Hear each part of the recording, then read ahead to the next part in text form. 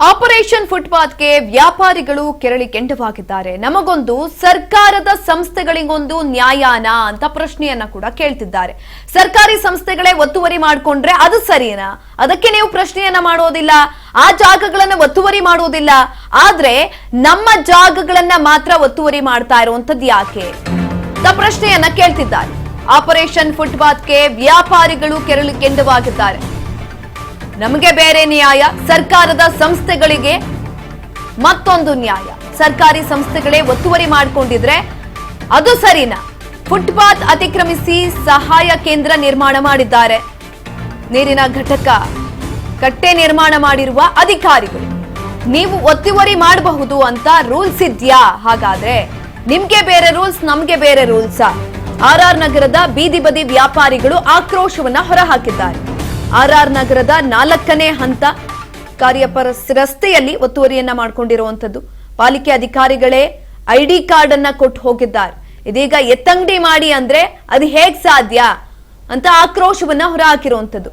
ಎಷ್ಟೋ ಕಡೆಗಳಲ್ಲಿ ಜಿಬಿಎನೇ ಕೆಲವೊಂದಷ್ಟು ಫುಟ್ಪಾತ್ ಜಾಗಗಳಲ್ಲಿ ಸಾರ್ವಜನಿಕ ಶೌಚಾಲಯಗಳನ್ನ ಅಥವಾ ಬೇರೆ ಬೇರೆ ಕಟ್ಟಡಗಳನ್ನ ನಿರ್ಮಾಣ ಮಾಡಿದೆ. ಅದ್ಯಾವುದನ್ನು ಕೂಡ ತೆರವು ಕಾರ್ಯಾಚರಣೆಯನ್ನ ಮಾಡ್ತಾ ಇಲ್ಲ. ಸರ್ಕಾರಕ್ಕೊಂದ್ ನ್ಯಾಯ, ನಮ್ಗೊಂದ್ ನ್ಯಾಯನ ಅಂತ ಪ್ರಶ್ನೆ ಕೇಳ್ತಿದ್ದಾರೆ. ನಾವು ಬೀದಿ ಬದಿ ವ್ಯಾಪಾರ ಮಾಡಿ ರಾಜರಾಜೇಶ್ವರಿ ನಗರದಲ್ಲಿ ನಾವು 25 ವರ್ಷದಿಂದ ಜೀವನ ಮಾಡ್ತಾ ಇದ್ದೀವಿ.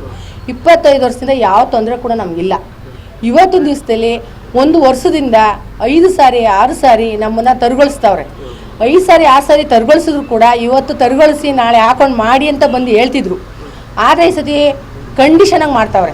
ಕಂಡೀಷನಾಗಿ ಮಾಡಿ ನೀವು ಅಂಗಡಿಗಳು ಎತ್ತಲೇಬೇಕು, ನೀವು ಅಂಗಡಿ ಎತ್ತಿದ್ರೆ ನಿಮ್ಮನ್ನ ಬಿಡಲ್ಲ, ನಾವು ಅಂಗಡಿಗಳು ಹೊಡೆದಾಕ್ತೀವಿ, ಎತ್ಕೊಂಡು ಹೋಗ್ತೀವಿ ಅಂತ ಭಯ ಹುಡಿಸ್ತಾರೆ. ಆದರೆ ನಾವು ಫೈನಾನ್ಸ್ ತಗೊಂಡಿದ್ದೀವಿ, ಸಂಘ ಕಟ್ಟಬೇಕು, ಮತ್ತು ಇದು ಮಕ್ಕಳು ಓದಿಸ್ಬೇಕು, ಊಟ ತಿಂಡಿ ಕಾಫಿ ಪ್ರತಿಯೊಂದು ನಮ್ಮ ಬಟ್ಟೆದು ಇದು ಬಾಡಿಗೆ ತಗೊಂಡು ಇದನ್ನೇ ಜೀವನ ಸಾಗಿಸ್ತಾ ಇದ್ದೀವಿ. ಇದನ್ನು ಬಿಟ್ಟರೆ ಬೇರೆ ಆದಿ ನಮ್ಗೆ ಏನಿಲ್ಲ. ಈಗ ಫುಟ್ಪಾತ್ ತೆರವುದ್ರೆ ಎಲ್ಲರಿಗೂ ಸಮಾನವಾಗಿರಬೇಕು. ಫುಟ್ಪಾತ್ ಅಂದಮೇಲೆ ಎಲ್ಲರಿಗೂ ಒಳ್ಳೇದೇ. ಫುಟ್ಪಾತ್ ಅಂದಮೇಲೆ ಎಲ್ಲರೂ ಪಾದಚಾರಿಗಳಿಗೂ ಜಾಗ ಬಿಡಬೇಕು, ಬಸ್ನವ್ರಿಗೂ ಜಾಗ ಬಿಡಬೇಕು, ಮತ್ತೆ ಆಂಬುಲೆನ್ಸ್ ಬಂದ್ರು ಜಾಗ ಬಿಡಬೇಕು. ಈಗ ಫುಟ್ಪಾತ್ ತೆರವುದ್ರೆ ಎಲ್ಲರಿಗೂ ಸಮಾನವಾಗೇ ಇರಬೇಕು. ಹಿರಿಯ ನಾಗರಿಕತೆ, ನಮ್ಮ ಕ್ಲಿನಿಕ್ ಮತ್ತೆ ನೀರಿನ ಘಟಕ ಎಲ್ಲ ಫುಟ್ಪಾತ್ ಮೇಲೆ ಇದೆ ಅಂದ್ರೆ ಅದನ್ನ ಯಾಕೆ ಮಾಡವ್ರೆ ಅಂದ್ರೆ ಯಾಕೆ ನೀವು ಅದನ್ನ ಮಾಡೋದು ಹೇಳ್ಬೇಡಿ ಆಂಟಿ, ನಮ್ಗೆ ಗೊತ್ತು. ಅಲ್ಲಲ್ಲ, ನಾನು ಹೇಳ್ತಾ ಇರೋದು ನೀವು ಮಾತಾಡೋದಲ್ಲ. ಇವಾಗ ನೀವು ಮಾತಾಡೋದು ಹೇಳ್ಬಿಟ್ರಿ ನಾನು ಹೇಳ್ತೀನಿ. ಅದನ್ನ ತರುಗೊಳಿಸೋದು ಅಂದ್ರೆ ಏನು ಗೊತ್ತಾ, ಅದು ನೀರೊಂದು ಸಾರ್ವಜನಿಕರು ನೀರು ಕುಡಿತಾರೆ ಅಂತ ಕೂಡ ಮಾಡಿದ್ದಾರೆ.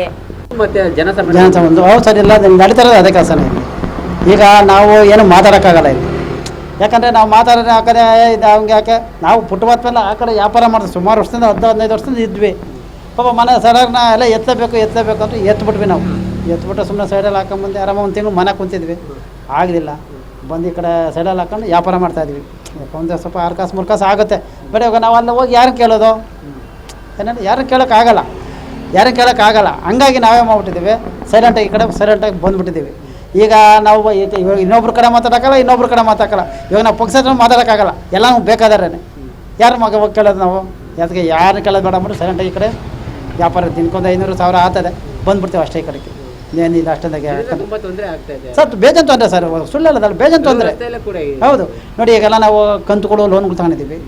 ಏನು ಮಾಡೋದು ಇವಾಗ? ಅವ್ನು ಫೋನ್ ಹಾಕ್ತಾರೆ, ಎಲ್ಲಪ್ಪ ಕಟ್ಟಿಲ್ಲ.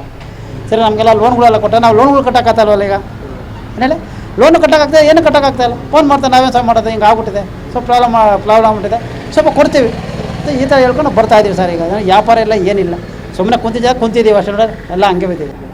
ತೆಗೀರಿ.